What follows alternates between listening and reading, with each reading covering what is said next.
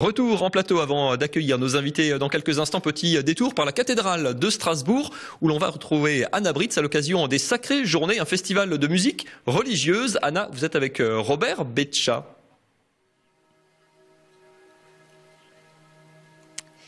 Oui, tout à fait, Mathieu. Je me trouve à la cathédrale où dans un peu plus d'une heure maintenant va commencer le festival Sacrées Journées. C'est un festival interreligieux unique en son genre. Alors le principe, catholiques, protestants, juifs, musulmans, bouddhistes vont chanter faire de la musique dans les prochains jours jusqu'à mardi dans différents lieux de culte de Strasbourg. Donc ça commence ici ce soir à la cathédrale.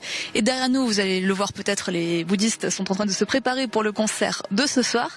Alors avec moi, Robert Betcha, vous faites partie de l'association Sacrées Journées. Alors comment et pourquoi est-ce que ce festival s'est créé?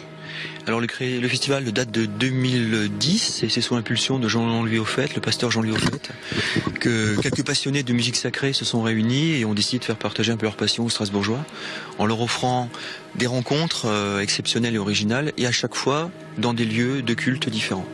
Alors on insiste bien sur ce point, donc je disais il y a plusieurs religions représentées, donc là les bouddhistes qui vont chanter à la cathédrale, on aura des juifs qui vont chanter à la grande mosquée, des musulmans qui vont chanter à la grande synagogue. C'est sur ce côté interreligieux, ce mélange des genres que vous insistez. Oui, d'ailleurs c'est pas anodin parce qu'on est ici quand même à Strasbourg, terre d'humanisme ici, et le fait de partager ces musiques à travers les différentes religions qui cohabitent ici à Strasbourg est une grande originalité, et unique en France d'ailleurs. Ça permet aussi au public finalement d'entrer dans des lieux où il n'y aurait pas nécessairement. Alors, tout à fait, les lieux sont habituellement des lieux de culte et là c'est ouvert pour des activités plus culturelles alors cette fois-ci. Et la grande mosquée nous accueille dimanche matin, la grande synagogue nous accueille samedi soir et dimanche soir aussi d'ailleurs, et la cathédrale ce soir. Alors, est-ce que vous pourriez parler de quelques-uns des temps forts? Donc, on l'a dit, c'est jusqu'à mardi soir, il y a plusieurs concerts tous les jours. Qu'est-ce que vous conseillez? Alors, le concert d'ouverture est gratuit ce soir. Le concert de fermeture aussi du festival mardi à 17h à l'Aubette est aussi gratuit. Et la grande mosquée est gratuite aussi, l'entrée. Les autres concerts sont payants.